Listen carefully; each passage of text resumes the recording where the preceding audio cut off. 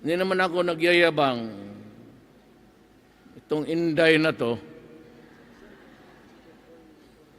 what day? Araw na yan, bitawan mo. Napaka ano yan, mas ano sa akin yan, mas stricto sa akin yan. Yung